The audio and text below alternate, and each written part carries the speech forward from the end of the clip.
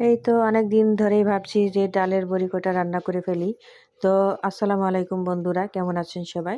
এই যে ডালের বড়িগুলি ভেজে নিচ্ছি একটু তেল দিয়ে। তো আজকে বেগুন, আলু, টমেটো দিয়ে এই ডালের বড়ি রান্না করব, সাথে থাকবে মাছ।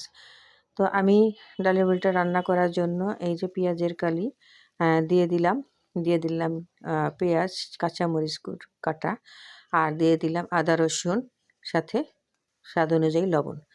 এরপরে কিছুটা ভেজে এর মধ্যে দিয়ে দিলাম আমি হলুদ, মরিচের গুঁড়া। তো মরিচের গুঁড়াটা একটু বেশি দিলাম, কারণ আমার এই মরিচের গুঁড়াটায় ঝাল নাই, ঝাল খুব কম। তো এই তো আমার মশলাটা কষানোর জন্য আমি সামান্য একটু পানি দিয়ে দিলাম, যাতে আমার মশলাটা কষে। মশলাটা কষানো হয়ে গেছে, এখন এর মধ্যে আমি আলু দিয়ে দিলাম। তো আলুটাকে আমি ভালো করে কষাই নিব। তো একটু ঢেকে দিলাম। তো আলুটা আমার মোটামুটি কষানো হয়ে গেছে। এখন একটু নাড়াচাড়া দিব, দিয়ে এর মধ্যে আমি বেগুন দিয়ে দিব। তো এই তো আমি সাদা বেগুনগুলি কেটে রেখেছিলাম। দেখেন মাশাআল্লাহ খুব সুন্দর লাগছিল সাদা বেগুনগুলি। এটা দিয়েই আমি এখন ভালো করে নাড়াচাড়া দিব। নাড়াচাড়া দিয়ে আমি বেগুনটাকে মশলার সাথে মিক্স করে নিব এবং ঢেকে রান্না করব। তো এই তো আমি অনেকক্ষণ ঢেকে রান্না করেছি আমার একটু ভালো করে একটু কষানোর জন্য। এখন এর মধ্যে দিয়ে দিলাম আমি টমেটোটা দিয়ে ভালো করে কষাইয়া একটু ঢেকে দিব।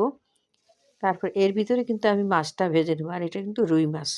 তো এক চুলায় আমার মাছটা ভাজা হইতেছে, আর এক চুলায় আমি তরকারিটা কষাই নিচ্ছি, এবং এর মধ্যে আমি পরিমাণ মতো পানি দিয়ে দিব। তো আমি পানিটা অবশ্যই গরম পানি দিব, কারণ আমার চুলায় গ্যাস নাই।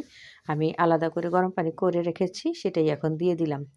তো এইভাবে ডালের বড়ি দিয়ে তরকারি রান্না করলে কিন্তু খুবই মজা লাগে। আমার খুবই ভালো লাগে। বিশেষ করে আমার ছেলে এটা খুবই পছন্দ করে, আমার বড় ছেলেটা। তো এই তো এখন আমার ঝোলের পানিটা দেওয়া হয়ে গেছে। এখন ঢেকে রান্না করব। বলক আসলে এর মধ্যে দিয়ে দিব আমি ডালের বড়ি, মাছ। তো এই তো আমি আরেকটু পানি দিলাম। তো এই তো আমি ঢাকনাটা দিয়ে এখন বলক আসা পর্যন্ত অপেক্ষা করব। তো এই তো আমার বলকটা চলে আসছে। এখন এর ভিতরে দিয়ে দিলাম আমি ধনেপাতা। ধনেপাতাটা দিয়েও কিছুক্ষণ আমি ঢেকে রাখবো। এখন দিয়ে দিব আমি ডালের বড়িগুলি। তো এই যে ডালের বড়িগুলি আমি দিয়ে দিতেছি। এখানে বেশ কিছু ডালের বড়ি আছে। এখন এগুলি দিয়ে আমি দিয়ে দিব ভেজে রাখা মাছ। তো মাছ দিয়ে আমি আরও কিছুক্ষণ ঢেকে রান্না করব। তো এই তো ডালের বড়ি দিয়ে আমার বেগুন তরকারিটা রান্না হয়ে গেছে। সবাই ভালো থাকবেন। ভালো লাগলে সাবস্ক্রাইব করবেন, লাইক করবেন, শেয়ার করবেন।